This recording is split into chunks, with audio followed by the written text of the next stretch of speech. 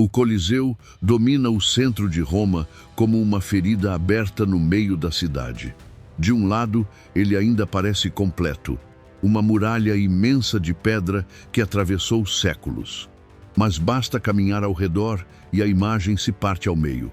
A estrutura deixa de ser um anel perfeito e revela um vazio brutal. Metade simplesmente desapareceu. Arcos interrompidos, corredores expostos, blocos ausentes, e a pergunta não é apenas estética, é histórica. Para onde foram milhões de toneladas de pedra? Hoje, nós chamamos isso de desgaste natural. Mas nada ali aconteceu por acaso. Cada nicho vazio, cada buraco na parede, cada borda irregular tem uma causa concreta. O Coliseu não desmoronou da noite para o dia. Ele foi sendo consumido, camada por camada, ao longo de séculos. Para entender o que foi perdido, é preciso reconstruir mentalmente o que existiu. No ano 70 d.C., Roma iniciou uma das obras mais ambiciosas da antiguidade. Em apenas 8 anos, milhares de trabalhadores ergueram o maior anfiteatro já construído. Blocos gigantes de travertino branco chegavam sem parar. A fachada era revestida com placas claras que refletiam o sol com intensidade quase ofuscante. O Coliseu não era cinza, era branco, brilhante, dominante. Não havia cimento mantendo as paredes externas unidas. Os blocos eram encaixados com precisão milimétrica. Dentro deles, sulcos escondidos abrigavam grampos de ferro que costuravam toda a estrutura por dentro. Cerca de 300 toneladas de metal mantinham aquele gigante coeso. Um esqueleto invisível sustentando uma montanha de pedra. Por dentro, o espetáculo era ainda mais impressionante. Arquibancadas revestidas de mármore puro, estátuas de deuses ocupando cada arco. Um sistema de toldos retráteis protegia cerca de 50.000 espectadores do sol escaldante. E sob a arena, longe dos olhos da multidão, existia um mundo inteiramente oculto. Uma rede densa de corredores, elevadores manuais e alçapões permitia que animais selvagens e cenários inteiros surgissem do chão de forma quase mágica. Leões apareciam do nada, florestas brotavam no meio da areia. O que o público via era ilusão. O que havia embaixo era engenharia. O Coliseu foi projetado como um símbolo de eternidade imperial. Mas a eternidade depende de manutenção. E quando o império caiu, o cuidado acabou. Com o tempo, o edifício perdeu função, perdeu proteção. A parte sul começou a apresentar fissuras, cujo motivo estava escondido sob o próprio chão. A metade norte repousava sobre uma base sólida de calcário. A metade sul havia sido construída sobre terreno instável, onde antes existia um lago drenado. Durante séculos, terremotos atingiram Roma. Cada tremor afetava o monumento de forma desigual. Um lado permanecia firme. O outro vibrava, afundava lentamente, acumulava tensão estrutural invisível. Mas antes mesmo do grande colapso, o Coliseu já estava sendo transformado por dentro e de um jeito que ninguém imagina hoje. Seus arcos gigantes começaram a abrigar moradores. Oficinas surgiram nos níveis inferiores. Pisos de madeira dividiram os grandes vãos em 2 ou 3 andares improvisados. Famílias viviam ali. Crianças corriam pelos corredores onde antes ecoavam rugidos de leões. A arena foi coberta de terra e virou horta comunitária. O que antes era centro de espetáculo havia se tornado, silenciosamente, um bairro medieval completo. Registros históricos mostram que esses espaços eram alugados e até vendidos. Famílias influentes controlavam setores inteiros da estrutura. Havia estábulos, armazéns, pequenas capelas.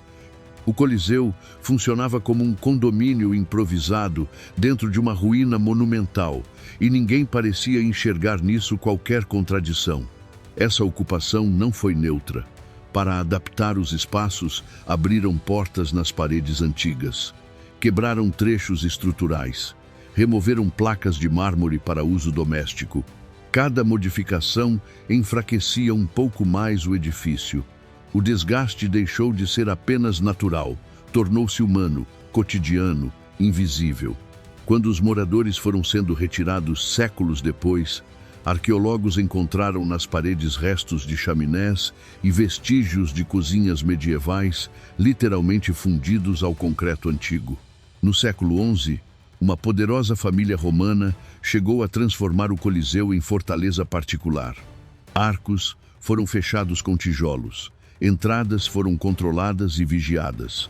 Por um período, essa ocupação defensiva acabou preservando partes da estrutura que, de outra forma, teriam sido desmontadas. Mas a proteção não durou. Quando o controle mudou de mãos, o edifício passou a ser visto de outra forma, não como monumento nem como símbolo, mas como pedreira. A retirada de pedra não era crime isolado, era sistema. Existiam contratos oficiais permitindo a remoção de blocos em troca de serviços ou compensações financeiras. Carroças puxadas por bois cruzavam a cidade carregando partes do Coliseu. O que havia sido anel perfeito virou estoque de material. A área onde a parede sul desabara transformou-se em campo de blocos numerados, prontos para transporte. A cidade literalmente começou a crescer a partir da demolição do próprio símbolo. Blocos de travertino foram usados na construção do Palácio de Veneza. Outros foram incorporados ao Palácio Barberini. Partes da estrutura reforçaram as margens do rio Tibre. Material do Coliseu foi parar até na Basílica de São Pedro. O que parecia desaparecimento era, na verdade, redistribuição. A metade desaparecida não sumiu. Ela se espalhou por Roma. O mármore decorativo teve destino ainda mais cruel. Capitéis, esculturas e placas foram queimados em fornos para virar cal. O que era arte virou argamassa. O luxo foi transformado em pó para sustentar novas igrejas e palácios. E os grampos de ferro escondidos nas paredes viraram alvo de exploração intensa. Cada buraco que vemos hoje na fachada é vestígio da retirada desses conectores metálicos. Trabalhadores perfuravam a pedra para alcançar o ferro interno e derreter as peças em ferramentas, ferraduras, utensílios. Cada grampo removido enfraquecia ainda mais a estrutura. O Coliseu começou a perder seu esqueleto por dentro enquanto perdia sua pele por fora. Então veio o golpe mais devastador. Em 1349, um terremoto catastrófico atingiu a Itália. A parte sul, já enfraquecida e apoiada em solo instável, não resistiu. Milhares de toneladas de pedra ruíram de uma vez. O anel perfeito foi rasgado. Nasceu a forma de ferradura que conhecemos hoje, e com ela a impressão definitiva de ruína. A partir desse momento, qualquer cerimônia que ainda existisse em torno do monumento desapareceu. O Coliseu virou reserva gratuita de material de construção. Não era mais necessário extrair pedra de pedreiras distantes quando o estoque estava ali, já cortado, já moldado, esperando. E não eram apenas as pedras que interessavam. Com os grampos já amplamente explorados, os trabalhadores passaram a usar ferramentas especializadas para sentir onde ainda havia metal dentro da rocha e perfurar até alcançá-lo. Era trabalho perigoso. Blocos rachavam e caíam, mas a demanda não parava. Com os anos, o ambiente do lugar mudou. Os corredores vazios acumularam silêncio. Árvores cresceram dentro dos vãos. Espécies raras de plantas colonizaram as fendas das paredes, criando uma espécie de jardim suspenso que botânicos do século XIX viriam a estudar como ecossistema independente. Histórias começaram a circular sobre sons estranhos à noite, ecos inexplicáveis, presenças nos arcos escuros. Esse clima de lugar maldito acabou, paradoxalmente, colaborando para uma preservação parcial, afastando ocupantes noturnos e reduzindo o vandalismo mais impulsivo. Foi nesse contexto que, no século XVI, uma decisão inesperada mudou o destino do monumento. O Papa declarou o Coliseu local sagrado associado ao martírio cristão. O decreto teve efeito imediato. Retirar pedra passou a ser considerado profanação, e o saque, que havia sido sistemático por séculos, diminuiu drasticamente. Pela primeira vez, o edifício começou a ser protegido, não por sua arquitetura, mas por seu valor simbólico. Nos séculos seguintes, começaram as primeiras intervenções estruturais sérias. Grandes contrafortes de tijolo foram erguidos para sustentar as partes remanescentes. No século XIX, escavações revelaram o sistema subterrâneo da arena. Elevadores, corredores, mecanismos complexos que demonstravam um nível técnico impressionante para a antiguidade e que haviam sobrevivido intactos sob séculos de entulho e terra, exatamente porque ninguém sabia que estavam ali.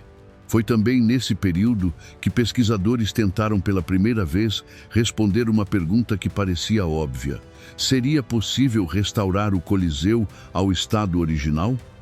A ideia era tentadora, mas os engenheiros esbarraram em um problema que ninguém havia antecipado. Os materiais modernos simplesmente não são compatíveis com o calcário antigo. O concreto contemporâneo se expande e contrai de forma diferente com as variações de temperatura. Se fosse aplicado nas lacunas da estrutura, criaria pressões internas que rachariam as paredes por dentro. O remédio seria pior que a doença. A restauração completa foi descartada. O que restou foi a conservação cuidadosa do que existe. Hoje, essa conservação usa tecnologia que os romanos jamais imaginariam. Lasers de precisão percorrem centímetro a centímetro a fachada, removendo séculos de fuligem e poluição sem tocar o calcário embaixo. E o que aparece sob a crosta escura surpreende quem vê pela primeira vez. O travertino original ainda guarda uma claridade surpreendente, um eco distante do branco ofuscante que os romanos conheceram. O Coliseu enfrenta hoje um novo desafio. Vibrações constantes causadas pelo metrô e pelo tráfego urbano ameaçam uma estrutura que já carrega 2000 anos de tensão acumulada. Sensores monitoram cada movimento microscópico das pedras. O monumento é acompanhado como um paciente sob observação contínua, e cada relatório técnico é tratado com a seriedade de um diagnóstico médico. E às vezes o passado literalmente reaparece. Durante reformas em casas antigas no centro de Roma, operários encontram com frequência blocos maciços com as marcas características dos grampos de ferro, as mesmas cavidades que vemos nas paredes do Coliseu. A cidade guarda esses fragmentos. Não há como recolocá-los no lugar original, mas eles são depositados ao redor da arena como testemunhos físicos da dispersão. Caminhar por Roma é, em certo sentido, caminhar pelo Coliseu desmontado. Ele está nos palácios, nas igrejas, nas pontes, nos fundamentos de prédios que ninguém associaria a uma arena de gladiadores. Existe uma antiga profecia que diz: enquanto o Coliseu estiver de pé, Roma estará de pé. Durante muito tempo, essa frase soou como ironia amarga. O monumento foi esvaziado, fraturado e desmontado pedra por pedra pela própria cidade que ele deveria simbolizar. E ainda assim ficou. Semidestruído, ele se tornou o objeto turístico mais valioso da Itália, gerando uma riqueza que nenhuma construção moderna do país consegue igualar. Há algo quase irônico nisso. O Coliseu vale mais pela metade do que valeriam muitos edifícios inteiros. E talvez o verdadeiro mistério nunca tenha sido por que metade caiu, mas como, depois de tudo isso, a outra metade ainda resiste.